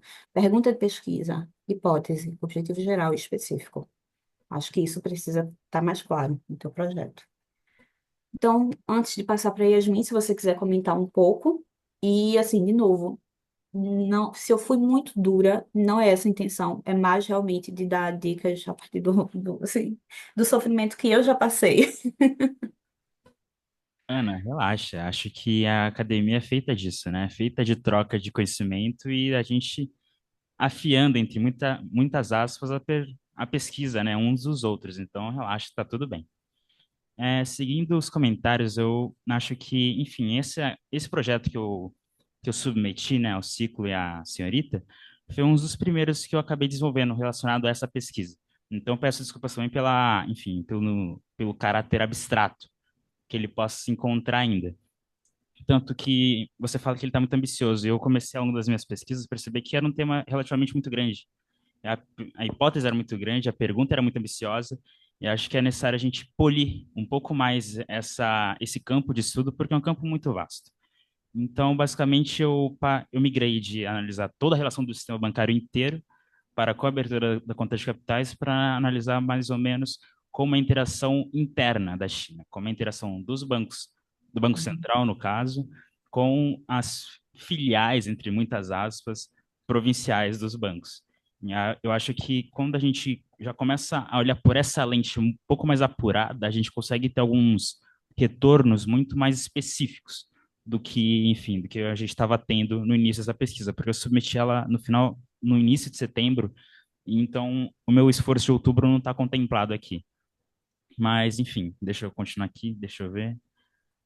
Parágrafos muito longos. Eu vi que isso acho que deve ser alguma coisa que se perdura até hoje. Mas eu agradeço muito por você apontar isso para mim, porque dificilmente eu, por mim mesmo, notaria que os meus parágrafos estão muito longos. Eu acho que esses vícios de linguagem é muito, assim, é um esforço para se consertar, mas é totalmente plausível de ser consertado, sabe? Então, acho que eu vou tentar, enfim, me debruçar um pouco mais na análise de como eu estou escrevendo e de como está chegando para o leitor do meu projeto as minhas intenções ao longo da minha pesquisa. A pergunta baseada no futuro. Eu já apresentei esse tema logo que ele foi desenvolvido, primeiramente, lá em setembro, enfim, na volta das férias.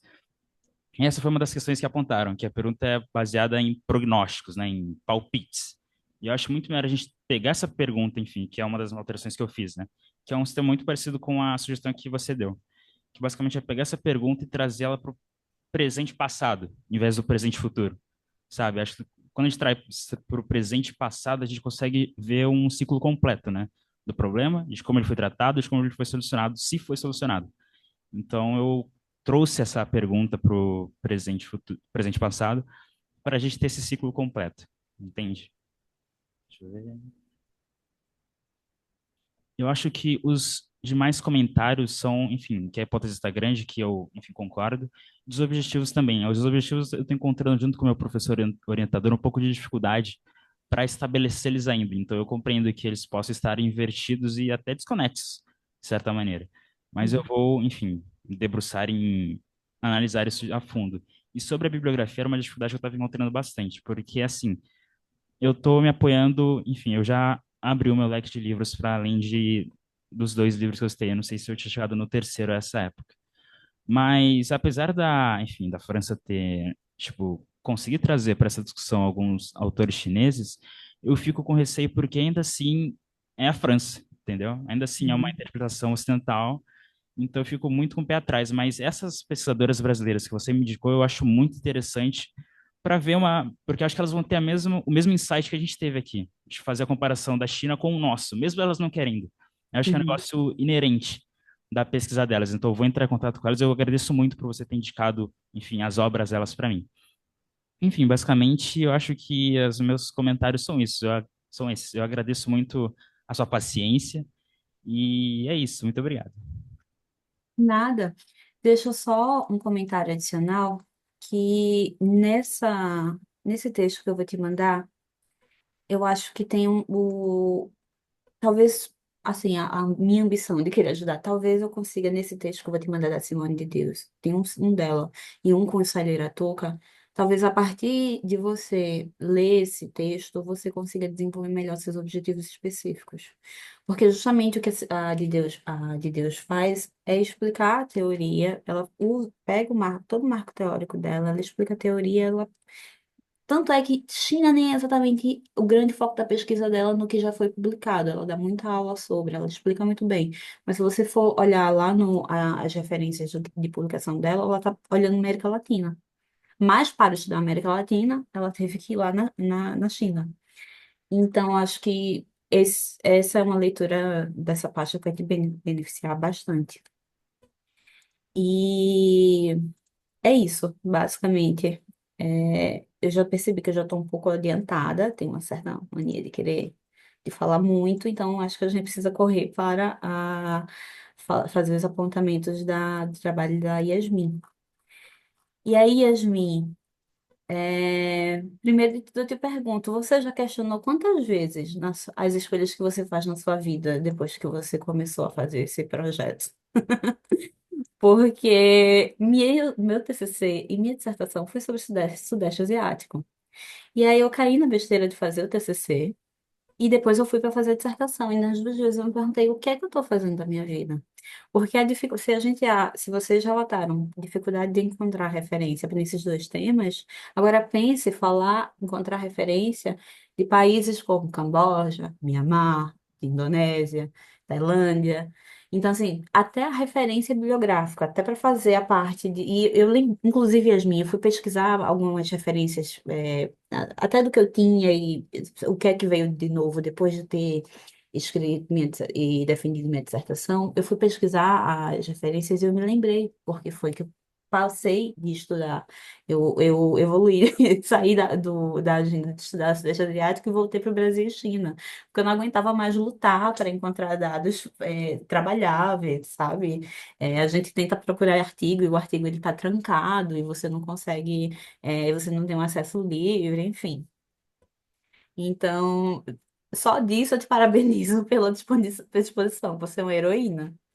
Só que, e mesmo sabendo disso, eu vou ter que fazer aquela velha crítica do, do, sobre as referências, porque aí eu fui olhar tuas referências e eu sei, estudei Sudeste Asiático tal qual você está estudando.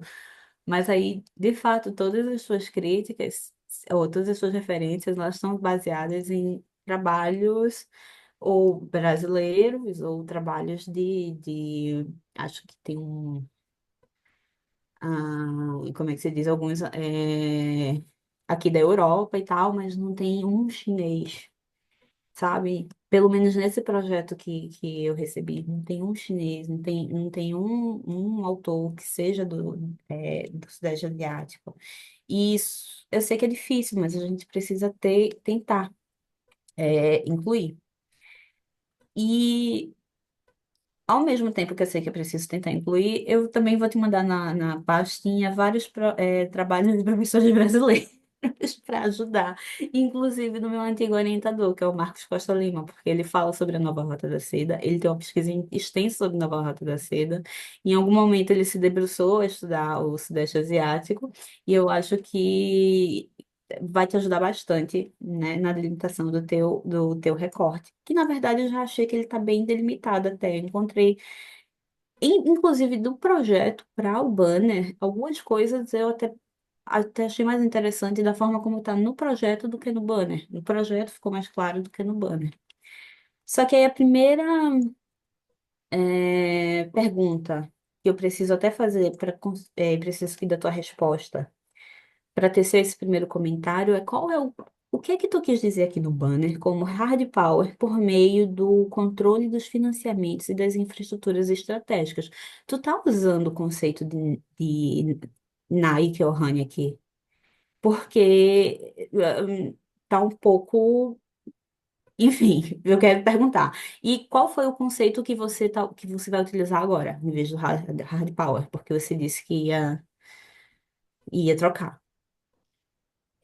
Então, o conceito de hard power, soft power, ele estava muito jogado na pesquisa, assim. Eu comecei a fazer pesquisa, inclusive o escopo da pesquisa era muito maior, aí o meu orientador olhou para mim e falou, calma, faz algo Uhum. mais específico e você pode levar essa pesquisa adiante. Tanto que o conceito de hard e soft power, ele ficou muito confuso, e aí conversando com ele, ele comentou comigo sobre trocar esses conceitos que eram do Keohane para o conceito de balance power, né? Ele é Balance, balance balance power. power. Balance power, ok. É um conceito ainda. A gente teve essa conversa muito recentemente, porque eu também Uhum. eu estou fazendo um outro trabalho da faculdade que é sobre a BRI. Então agora eu estou ajustando melhor alguns conceitos, inclusive essa conversa da troca do conceito foi muito Uhum. recente, tanto que no Uhum. banner ainda está como soft hard power. Mas o novo conceito seria o de balance power, que é essa questão da China conseguir equilibrar o poder. Então, ela consegue, ao mesmo Uhum. tempo, equilibrar as críticas em relação a esses investimentos, gerarem uma maior dependência, né, dos países que Uhum. fazem parte do projeto, com a questão de esses investimentos também geram ganhos para esses países. Então, seria mais esse sentido de, ao invés de soft, de hard power, esse sentido de um poder mais de equilíbrio, de balanceamento da China ao redor dos projetos da Rota da Seda.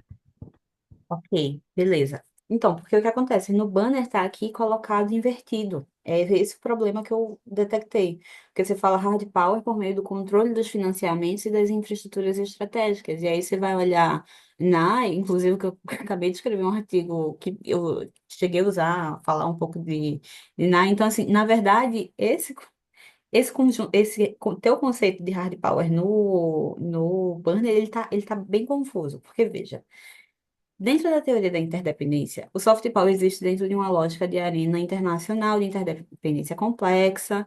E aí, para existir uma interdependência complexa, a gente tem que ter três características que é a existência de múltiplos canais que se conectam às sociedades, a compreensão de que as agendas das relações estatais não estão organizadas de uma maneira hierárquica e a não utilização da força militar de um governo em direção a outro ator, uma vez para que isso não afete a interdependência complexa da região. Então, para usar o soft power, que seria o poder ah, o poder sedutor precisaria dessas três características. E que hard power é justamente a capacidade de levar o outro estado, o outro ator, a fazer o que a gente quer, usando os meios de coerção. Então, do jeito que está aqui no teu banner, o hard power ele não está nenhum nem outro pelo, pelo que tem lá no NAI e no Kearney, entendeu? E aí, quando você falou aqui controle dos financiamentos e das infraestruturas estratégicas, me veio muito mais à cabeça o conceito de poder estrutural que a Susan Strange trabalha dentro da economia política internacional. E aí fica talvez a questão de você depois olhar e analisar a viabilidade, mas inclusive foi quando eu escrevi minha dissertação, eu usei basicamente Gilpin e Strange e Cox para trabalhar essa questão de hegemonia e poder. E aí o que é o poder estrutural da Strange? Ela é, diz que o poder estrutural ele é simplesmente o poder de afetar, de manipular as estruturas econômicas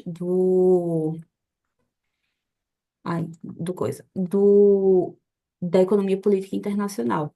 E aí esse poder ele está baseado num poder relacional, então para você exercer poder você precisa ter uma relação, e ele está baseado em quatro características, que é de segurança, de finanças, de tecnologia e de infraestrutura. Então, talvez essa ideia de poder, de trazer a questão de um poder estrutural que remeta à lógica de conseguir manipular as estruturas da superestrutura e da infraestrutura e da economia seja mais interessante para o teu trabalho, da forma como ele está. E aí, outro autor também que eu achei bem interessante, que eu acho que vai te ajudar bastante, é o autor chamado Su Hao. Eu sempre falo errado, desculpa, mas o texto é China's Shift, Mudança da China. E ele fala justamente sobre a diplomacia chinesa dos quatro círculos. E aí ele explica a importância do Sudeste Asiático e da região para a diplomacia chinesa. A partir do momento que a gente enxerga a China, ou o Sudeste Asiático, com uma prioridade ali pela questão geopolítica, pela proximidade, pela questão de defender as fronteiras.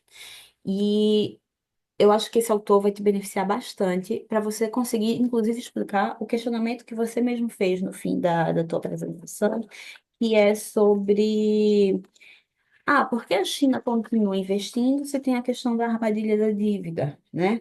O que é que tem para a China em continuar investindo em países que talvez não tenham a capacidade de pagar de volta os investimentos externos diretos, os empréstimos?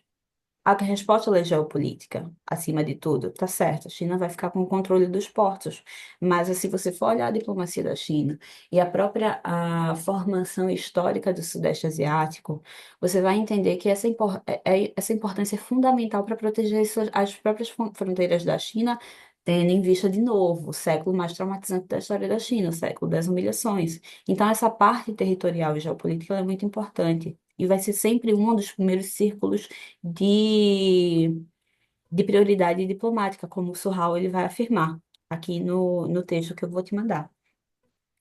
E aí outra coisa que eu acho interessante acho que você podia talvez abordar de alguma forma, muita gente já falou sobre isso, mas de você entender, né, você localizar esse debate dentro da tua pesquisa, que é assim, a própria a formação do Sudeste Asiático ou da relação que a China tem com esses países que já vem de muito tempo. Tem um autor que eu acho que eu até citei na minha dissertação, que ele vai dizer que o Sudeste Asiático era uma construção artificial do pós-guerra. Isso é uma visão meio ocidental, porque se você for olhar até para a história da China, você vai saber que existia a questão do Tianxia, né, e do Império do Meio, das relações com a Península do Sudeste Asiático, e como isso foi sempre muito importante para a China. Só. E aí, para ir passando disso, eu passo para alguns comentários em relação ao teu texto, é, que eu coloquei aqui. Deixa eu só encontrar. Mesmo, pronto.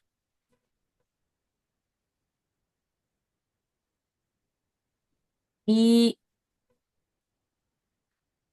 vou ter logo de cara. Acho que a pergunta de pesquisa que eu encontrei aqui no teu trabalho, eu gostei bastante dela. Eu vou ser bem sincera. Eu achei que ela é interessante. Eu não achei ela. Pronto, a noção que eu tive com o Álvaro, talvez, que eu achei ambicioso, eu não tive exatamente de cara fazendo a leitura do teu trabalho. Eu acho que, de fato, precisa ter umas paradas, e eu falo isso, em geral, me preocupa quando quando você fala que você fazer estudo qualitativo. E aí, um dos comentários que eu ia. Parou, Lula. Parou. Desculpa. Um dos comentários que eu ia fazer é em relação a considerar método misto, o método de quanti-quali. Porque quando você vai olhar o teu escopo, o teu N, a gente tem China e a gente tem pelo menos 10 países do Sudeste Asiático. Só um instantinho aqui.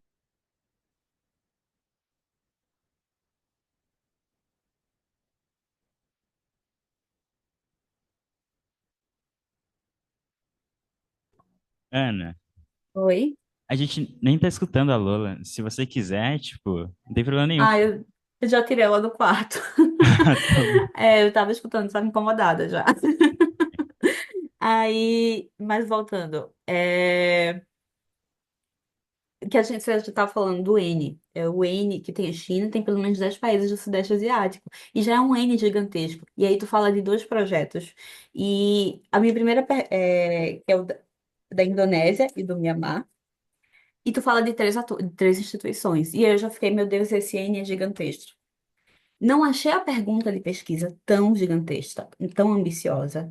Mas o N, por si só, pelo N, ele é gigantesco. Então, eu a minha sugestão para tu, e aí a gente começa de novo a ter o debate sobre disponibilidade de dados. Minha primeira pergunta para ti. Tu já checou a viabilidade do projeto do Mianmar em termos de dados? O que é que tem publicado?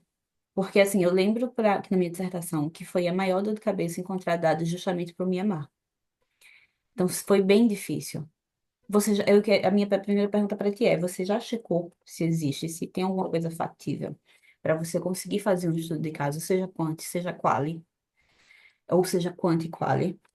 Se não, se já checou e tem, beleza, salva esses dados. Se não tiver, eu acho que tu precisaria considerar usar outro projeto de outro país, talvez. A troca para a Indonésia já foi bem legal, porque a Indonésia já é mais fácil de encontrar. Então, talvez ver, em vez de ser Indonésia e Tailândia, e Indonésia e Singapura, talvez, embora que Singapura ela mantenha as relações com os Estados Unidos, mas talvez trocar para um país e conseguir para conseguir dados seja mais fácil. Essa está sendo minha preocupação principal para todo esse trabalho. É, e a partir daí, é, tem uma outra sugestão que eu tenho para te fazer, e eu mandei, eu coloquei já na tua pasta, que é um texto daqui da professora de métodos mistos da Federal, Mariana Batista, e ela fala justamente sobre o uso de métodos quanti-quali, que, deixa eu só encontrar aqui rapidinho.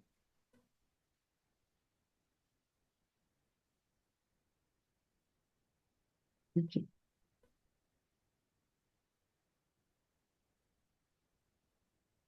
Mais que boas intenções, técnicas quantitativas e qualitativas na avaliação de impacto de políticas públicas.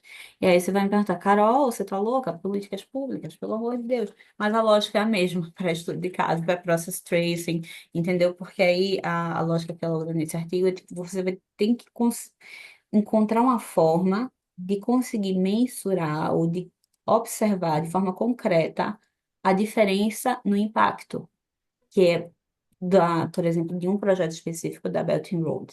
O que era antes, o que era depois com ele, o que poderia ter sido sem ele, digamos assim, sabe?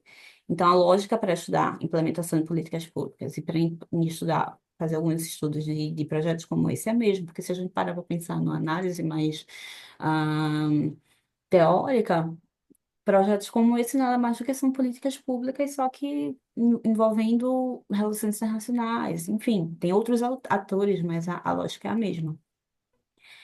E só voltar aqui pro teu textinho, para eu finalizar os meus comentários, só para lembrar uma coisa que eu acho que eu precisaria comentar.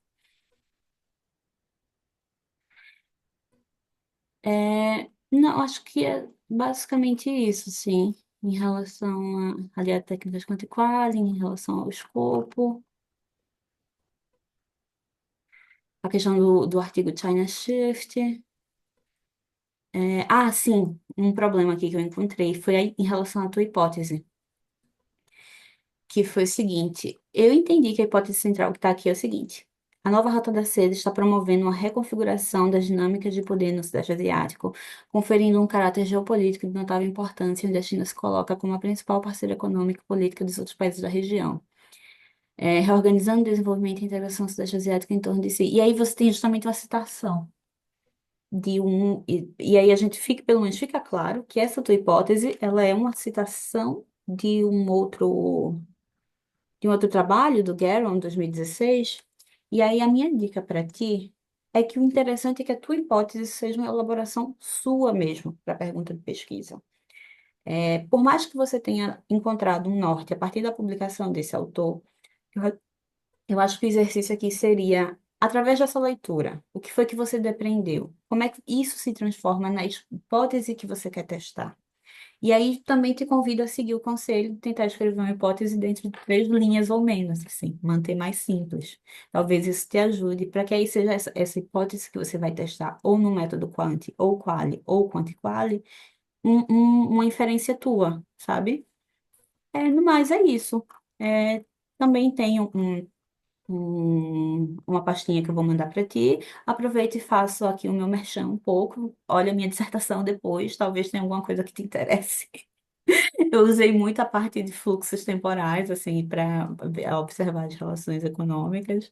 E falando nisso, te convido talvez dar uma lida um pouco no trabalho do Gilpin e da Strange, para ver se isso vai, talvez eles te ajudariam na tua construção da tua visão sobre o que é que a China está fazendo no Sudeste Asiático. Eu acho que, em termos de teóricos, assim, tentar mensurar através do trabalho do Gilpin, em tentar entender quais eram as variáveis que eu precisava entender, buscar numa população de dados que ela é mais difícil de encontrar, me ajudou muito. Então, talvez te ajude também em algum momento.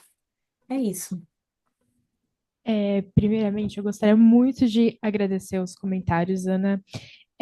De fato, a questão da bibliografia tem sido uma dificuldade, porque realmente achar bibliografias que são de autores chineses, ou são de autores ali do Sudeste Asiático, é um sufoco. Eu achei muito poucas bibliografias que são de autores chineses. Eu acho que de autores do resto do Sudeste Asiático, eu acho que não achei nenhuma. De fato, a maioria das bibliografias que eu usei, elas estão em português. Então, assim, foi bem difícil, né? Inclusive, uma das trocas, né, da análise dos projetos para a Indonésia foi essa questão, porque conversando com o meu orientador, ele falou, olha, vai ser muito mais fácil se você analisar, você analisar a Indonésia, porque provavelmente tem muito mais bibliografias, né? E aí você até perguntou sobre os dados referente a Myanmar, e de fato, as informações que eu achei sobre Myanmar foram as informações que estão nessas bibliografias em português ou essas bibliografias em inglês, que são muito mais ali elas não trazem muitos dados de fato, é uma análise quase mais histórica do que dados concretos para sustentar ali a análise. Então, de fato, tem sido um problema essa questão da bibliografia em relação a Myanmar. A Tailândia foi. Ai, a Tailândia não, perdão. A Indonésia foi uma mudança recente, mas eu já consegui achar muito mais coisas referentes Hum. aos projetos que estão sendo feitos na Indonésia. Inclusive, agradeço muito as bibliografias que você comentou, inclusive a da Susan Strange, essa questão dos conceitos de soft hard power, depois da mudança para o balance power, foi um problema, porque muitos autores conectam, na bibliografia que eu li, muitos autores conectam essa questão do soft hard power, mas quando a gente realmente para analisar, às vezes esse conceito parece um pouco difícil de fazer a conexão que eu quero fazer na Uhum. pesquisa. Então, agradeço muito sobre você ter falado da Suzanne Strange, do poder estrutural. Eu acho que pode agregar muito mais no trabalho do que os outros conceitos que eu estava pensando. E também a questão do método, né, de fazer um método misto. Eu não tinha pensado nessa possibilidade de fazer um método misto, mas de fato tem muitos atores estão sendo analisados nessa pesquisa. Então, inclusive, a bibliografia que você passou da Marina Batista, certo? Mais que boas intenções. É, eu vou querer muito dar uma olhada, porque, de fato, a metodologia pode ser uma questão um pouco complicada. E só para encerrar o comentário por causa do nosso tempo, a questão da pergunta ser mais ambiciosa, né? No começo da pesquisa eu não falava só sobre a BRI no contexto do Sudeste Asiático, mas eu também falava sobre o projeto como uma frente à hegemonia americana. Mas conversando com o meu orientador, ele falou: olha, você pode levar esse projeto, por exemplo, para monografia e aí fazer de fato uma discussão maior. Então, afunila agora especificamente para o Sudeste Asiático, né, e para olhar as dimensões políticas e econômicas no Sudeste Asiático. E aí depois essa pesquisa ela continuaria talvez para uma monografia que tem aí uma pergunta mais ambiciosa e está incluída num escopo maior. Mas creio que é isso. Muito obrigada mesmo pelos comentários. É bom ouvir esses comentários agora que a pesquisa ela está bem no início, porque eu consigo pensar em formas de melhorar, em formas de mudar a estrutura que eu já criei no texto. Então, mais uma vez, muito obrigada pela disponibilidade e pela paciência.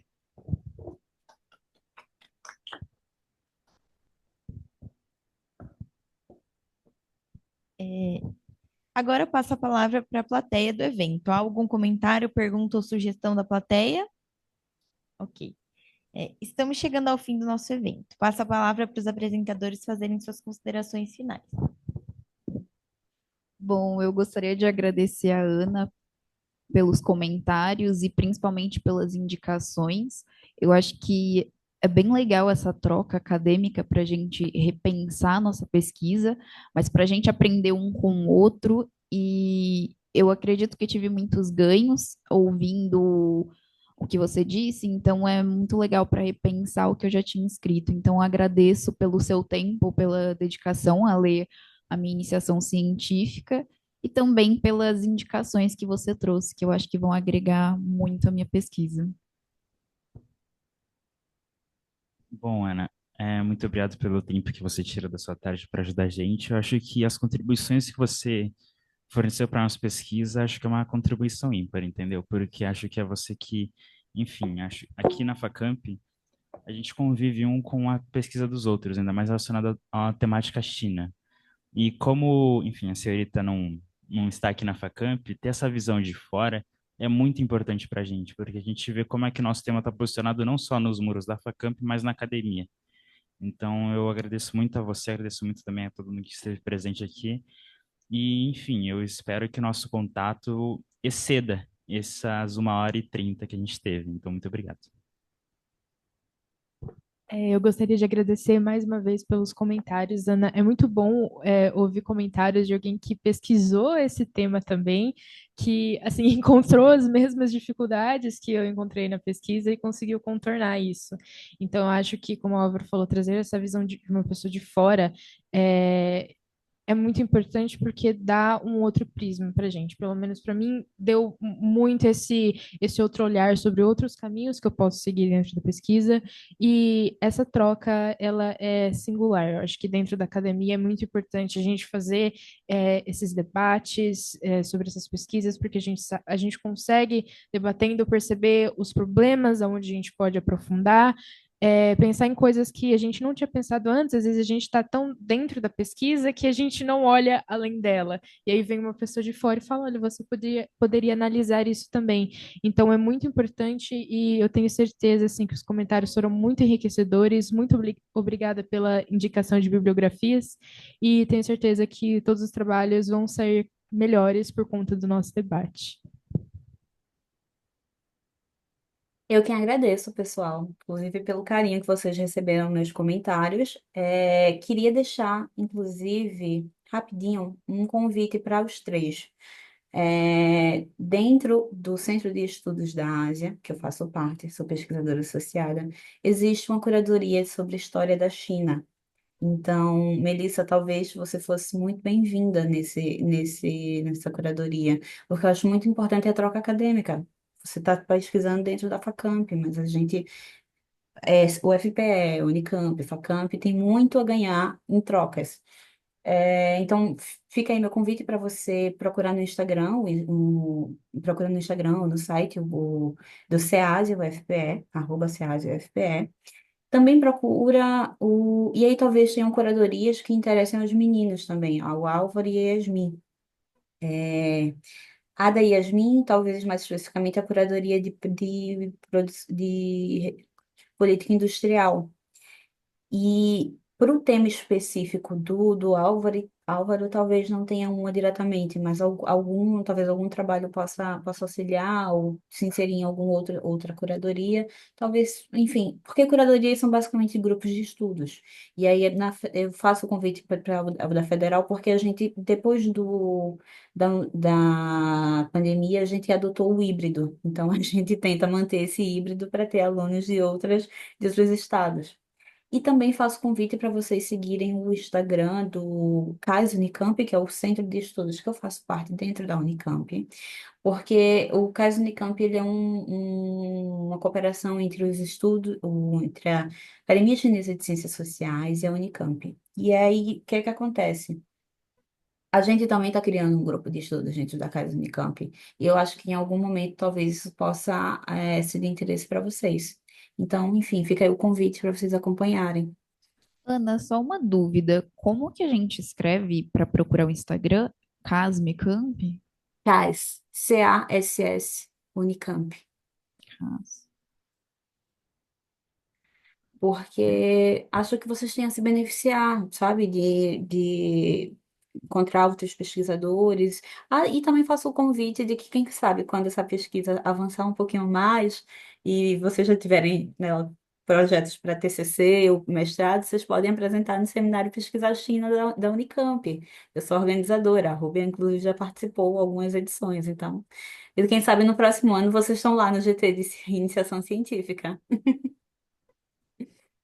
Então é isso, gente. Muito obrigada e até a próxima. Obrigada, Ana. Encerramos assim a 11ª mesa do nosso sexto ciclo de debate discente do Série Facamp. Gostaríamos de agradecer a presença da Ana Carolina pelo excelente debate com nossos alunos. Agradecemos a presença de todos os alunos, professores e convidados e aproveitamos para convidar vocês para a última mesa do ciclo, que ocorrerá amanhã, às 12, na sala 1605, com o grupo de estudos Harmony Cycle. Obrigada e boa tarde.